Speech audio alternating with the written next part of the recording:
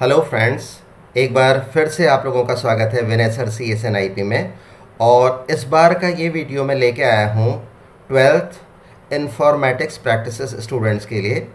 तो फ्रेंड्स, जैसा कि आपको पता है, लास्ट वीडियो में मैंने आपको आइटर रोज़ और आइटर आइटम्स फंक्शन कराए थे और इस बार ही थोड़ा सा चेंज है।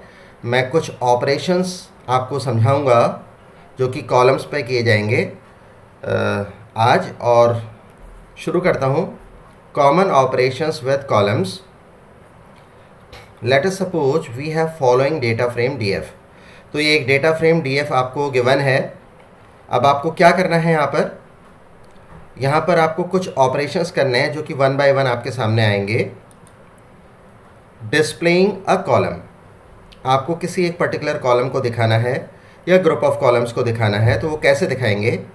If you want to display the column P underscore name, that is actually for product name, type following। तो आपको ये टाइप करना पड़ेगा।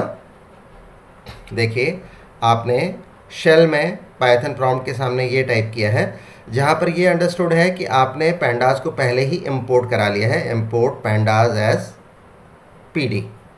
तो हमने क्या करा, print DF that is data frame. इस डेटा फ्रेम का नेम DF है, क्लियरली गिवन है यहाँ पर, df.p_name।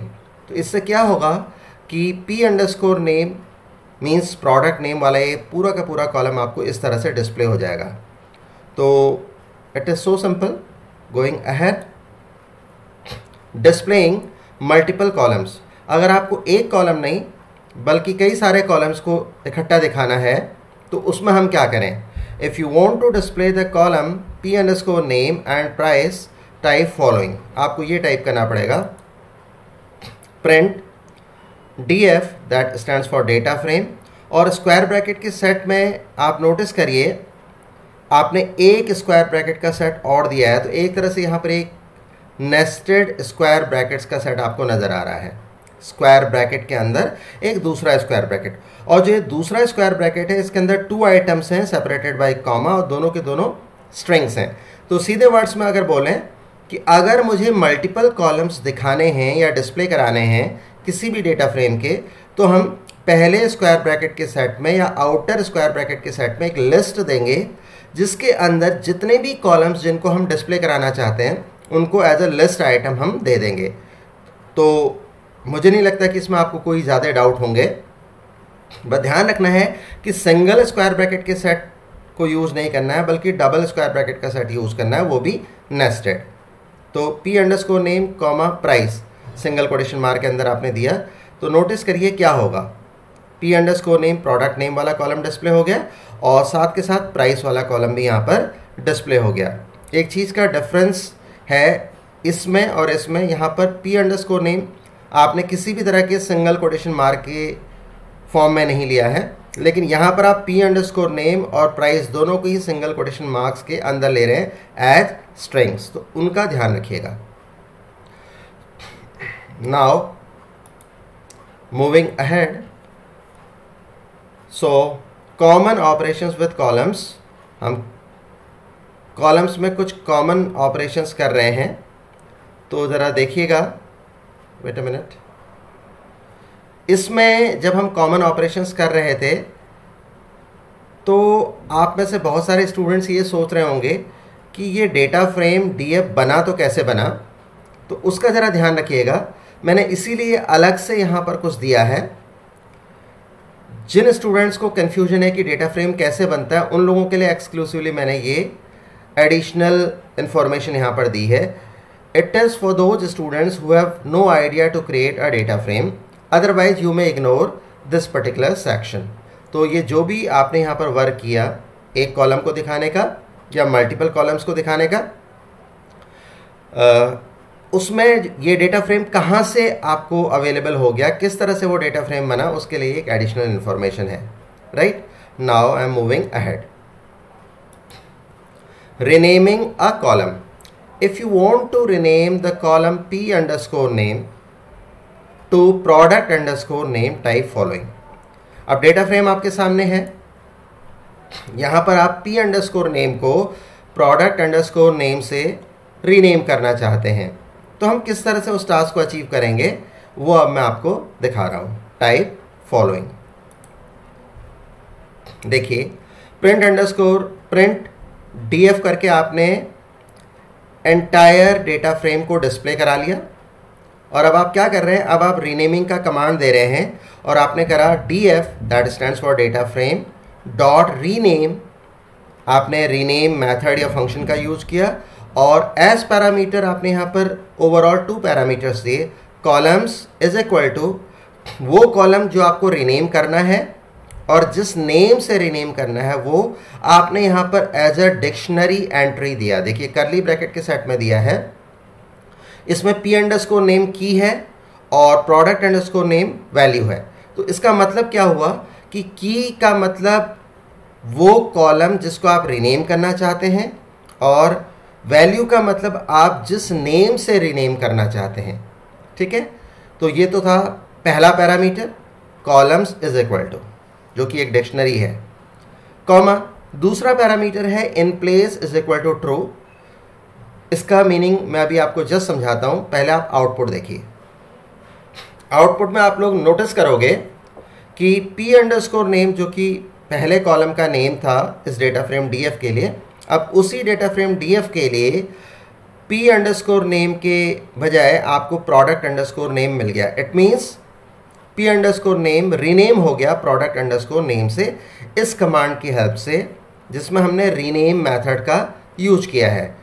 तो यहाँ पर एक इंटरेस्टिंग सा पॉइंट है कि in place is equal to true नाम का ये सेकंड पैरामीटर क्या करता है उसको मैं अभी एक्सप्लेन करूँगा एक नोट की हेल्प से। तो ज़रा पहले देख लें, ओरिजिनल डेटा फ्रेम उसके अंदर p अंडरस्कोर नेम था। Data frame after changing column name, ये मैंने आपको शुरू में बता दिया, ये एक एडिशनल इन्फॉर्मेशन है उनके लिए जो वीडियो को देख रहे हैं। और अब हम उस नोट का डिस्कशन करते हैं जिसमें हम in place is equal to true की जो इम्पोर्टेंस है उसको समझेंगे। In the above rename method we have given in place is equal to true.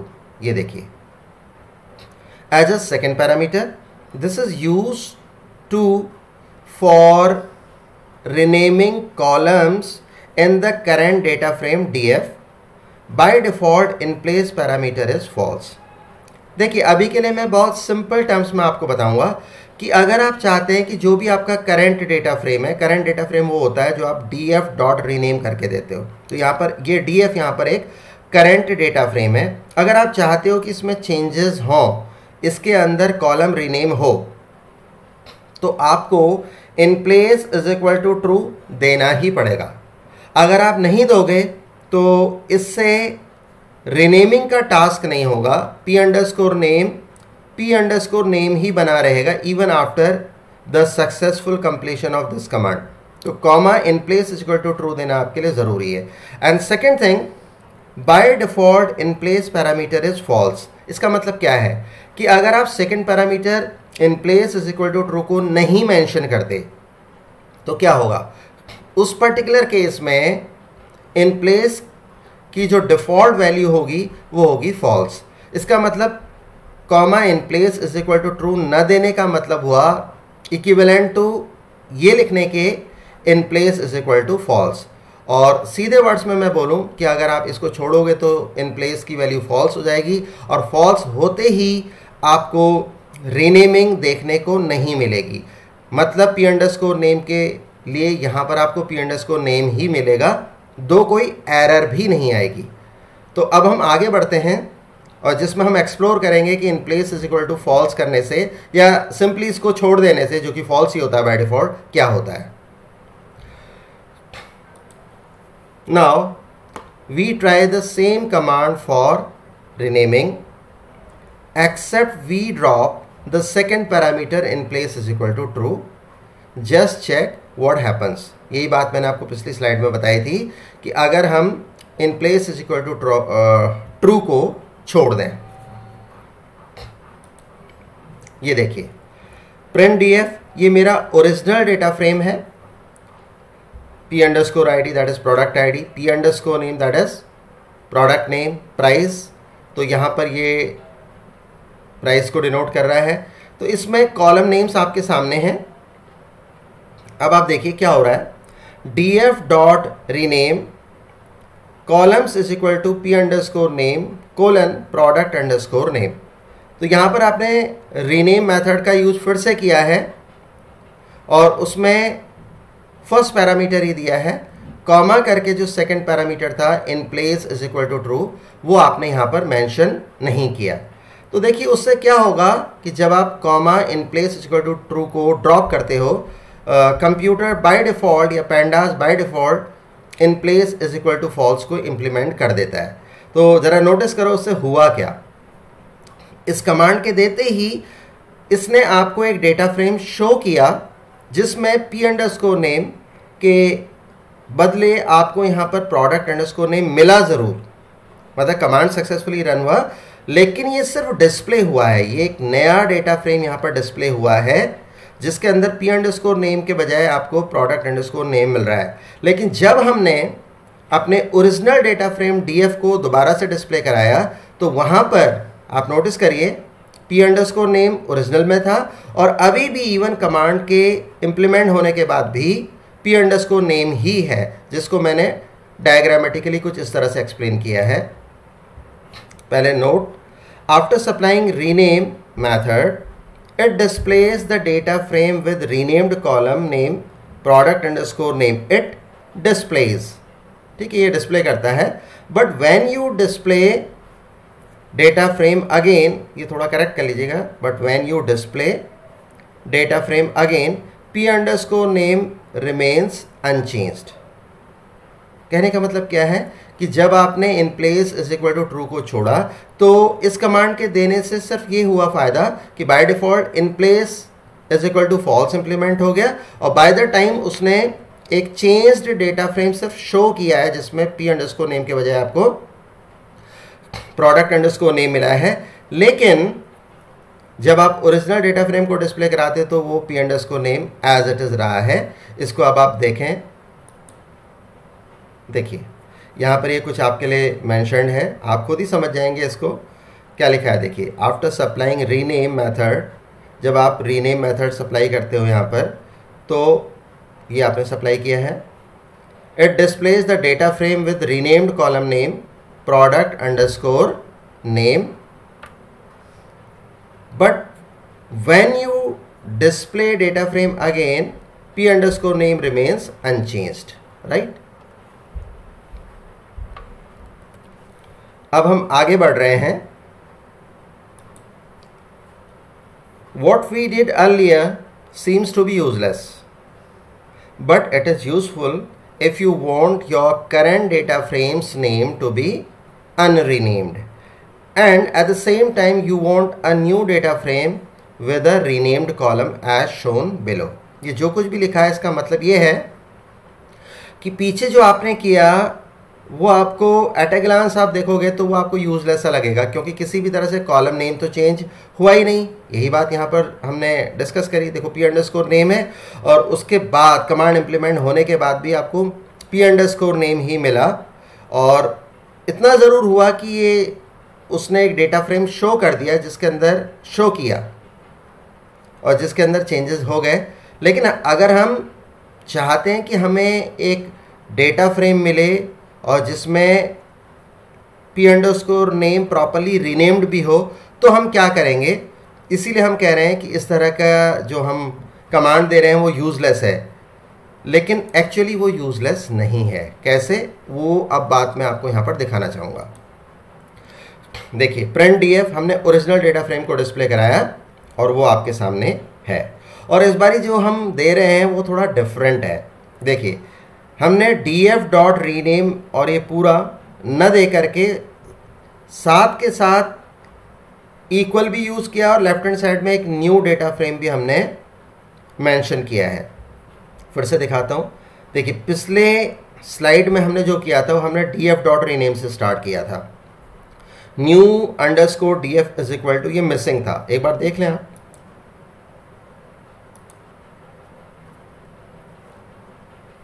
ये देखिए यहाँ पर new underscore df is equal to missing है, तो सिर्फ चेंज्ड इंफॉर्मेशन डिस्प्ले हुई। अब आप देखिए क्या हो रहा है, इस बारी आपने new underscore df equal to करके पूरा कमांड एज इट इज दिया है, और comma in place is equal to true न देने के वजह से in place is equal to false खुद से इंप्लीमेंट हो गया। तो इससे क्या होगा, इससे p अंडरस्कोर नेम रीनेम हो जाएगा प्रोडक्ट अंडरस्कोर नेम से, और उसकी जो रीनेम्ड कॉपी होगी वो न्यू अंडरस्कोर df के अंदर चली जाएगी। इसका फ़ायदा, जब आप न्यू अंडरस्कोर df को डिस्प्ले कराओगे, प्रिंट न्यू अंडरस्कोर df, तो वहाँ पर आप नोटिस करिए p अंडरस्कोर नेम के बजाय आपको प्रोडक्ट अंडरस्कोर नेम मिल रहा है। क्लियर? लेकिन जब आप अपने ओरिजिनल डेटा फ्रेम df को डिस्प्ले कराओगे तो p अंडरस्कोर नेम जो यहाँ था एग्जैक्टली वही p अंडरस्कोर नेम आपके पास है। तो देखिए comma in place is equal to true का छोड़ना कितना हेल्पफुल हो गया कि आपके ओरिजिनल डेटा फ्रेम में कोई चेंज भी नहीं हुआ। Product name p underscore name था, वो अभी भी p अंडरस्कोर नेम ही है, लेकिन इस कमांड की हेल्प से आपने एक नया डेटा फ्रेम क्रिएट कर लिया न्यू अंडरस्कोर df जिसमें चेंजेस इनकॉर्पोरेटेड हैं। तो अब आपको समझ में आ गया होगा कि in place is equal to true को छोड़ने के क्या एडवांटेज हैं, जो कि by default in place is equal to false implement हो जाएगा। और ज़रा देखें इसको, ये डायग्रामेटिकली दिखाने की कोशिश की गई है। ओरिजिनल डेटा फ्रेम df जिसमें p अंडरस्कोर नेम है, new data frame that is new underscore df, उसके अंदर कमांड इम्प्लीमेंट होने के बाद यहाँ पर आपको p अंडरस्कोर नेम के बजाय प्रोडक्ट अंडरस्कोर नेम मिला है, और जो ओरिजिनल डेटा फ्रेम df है उसके अंदर अभी भी p अंडरस्कोर नेम है। ये जस्ट आपको डायग्रामेटिकली शो करने की कोशिश की गई है। और अब हम आगे बढ़ते हैं। If you want all the columns to be renamed in just one go, following is the command. अब हम ये चाहते हैं कि हमारे किसी डेटा फ्रेम के जितने भी कॉलम्स हैं वो इकट्ठे रीनेम हो जाएं, तो फिर हम रीनेम मेथड या फंक्शन का यूज़ ही नहीं करेंगे। हम क्या करेंगे, आइए देखते हैं उसको। देखिए प्रिंट df, हमने अपना ओरिजिनल डेटा फ्रेम यहाँ पर डिस्प्ले करा दिया है जिसमें p underscore id, p underscore name और प्राइस कॉलम्स के नेम है। और नोटिस करिए मैं वन गो में इसके सारे के सारे कॉलम नेम्स को चेंज करना चाहता हूँ, और क्या चाहता हूँ कि p अंडरस्कोर id के बदले आ जाए column a, p underscore name के बदले आ जाए कॉलम b, और प्राइस के बदले आ जाए कॉलम c। तो ये वन गो में किस तरह से चेंज होगा विदाउट रीनेम, वो मैंने यहाँ पर शो किया है। नोटिस करिए df डॉट कॉलम्स, अब आपने एक एट्रीब्यूट का यूज़ किया है यहाँ पर डेटा फ्रेम के, df dot columns is equal to, और एक पूरी लिस्ट प्रोवाइड की है, और उस लिस्ट के अंदर हमारे पास अपने डेटा फ्रेम में जितने कॉलम्स हैं उतने ही कॉलम्स बदले हुए नेम के साथ आपको यहाँ पर देने पड़ेंगे। तो आपने दिया column underscore a, comma column underscore b, comma column underscore c separated by comma. In simple words आपने यहाँ पर एक लिस्ट दी है, list of new column names और रीनेम्ड कॉलम नेम्स, राइट। और जब आप प्रिंट df कराओगे तो इस बारी देखिए p अंडरस्कोर id के बदले आपको कॉलम अंडरस्कोर a मिल गया, p अंडरस्कोर नेम के बदले आपको कॉलम अंडरस्कोर b मिल गया, प्राइस के बदले आपको कॉलम अंडरस्कोर c मिल गया। तो वन गो में हमने अपने एंटायर डेटा फ्रेम के सारे कॉलम्स को चेंज कर दिया। यहाँ पर एक इम्पॉर्टेंट और नोटिसेबल बात यह है कि आप जो भी कॉलम्स के लिए न्यू वैल्यूज़ दे रहे हैं उनके नेम्स के लिए, वो एज ए लिस्ट दे रहे हैं।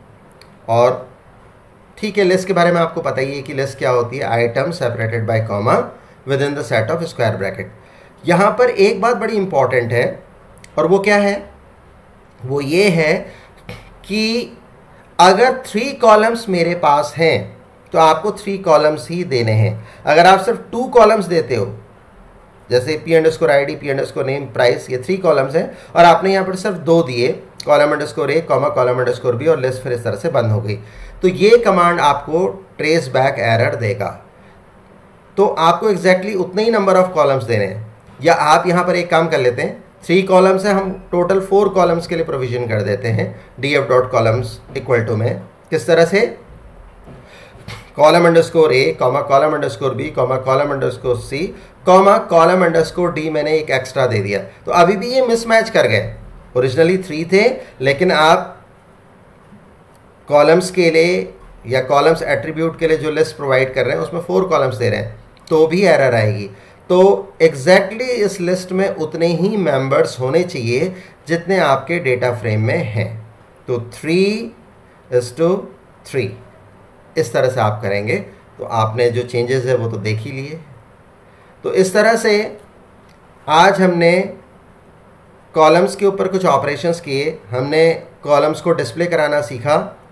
दो हमने कॉलम को डिस्प्ले कराने का जो तरीका था वो पुराने वीडियोस में डिस्कस किया हुआ है, बट एक बार मैंने फिर लेना चाहा, तो इसीलिए मैंने कॉलम्स को डिस्प्ले कराना भी शुरू में सिखा दिया था आपको। स्लाइड नंबर 41 में वो चीज़ मैंने शो की हुई है। और उसके बाद आज का हमारा मेन फोकस था कि किस तरह से हम आपको रीनेमिंग को एक्सप्लेन करें, और आई होप मैं आपको समझा पाया कि किस तरह से कॉलम्स को हम रीनेम कर सकते हैं। तो आज के लिए बस इतना ही, और आगे ये देखिए एक बार, ये जो हमारा डेटा फ्रेम है इसमें ओरिजिनली ये कॉलम्स थे और अब ये कॉलम्स आ गए। ये डायग्रामेटिकली मैंने शो किया हुआ है, तो आई होप आपके समझ में इजीली आ जाए, इसलिए कुछ इस तरह से किया है। So thanks for watching Vanessa CSN IP। और आज के वीडियो में हमने जस्ट कॉलम को डिस्प्ले कराना और रीनेम कराना सीख लिया है। आने वाले वीडियोस में हम कॉलम पर बेस्ड कुछ ऑपरेशंस और करना चाहेंगे। आप आगे के वीडियोस देखते रहिए, जल्द ही आपके सामने फिर मैं आता हूँ एक नया वीडियो लेकर के। अपना ध्यान रखिए, अपनों का ध्यान रखिए और खुश रहिए, बट पढ़ाई भी करते रहिए। तो मिलते हैं अगले वीडियो में, तब तक के लिए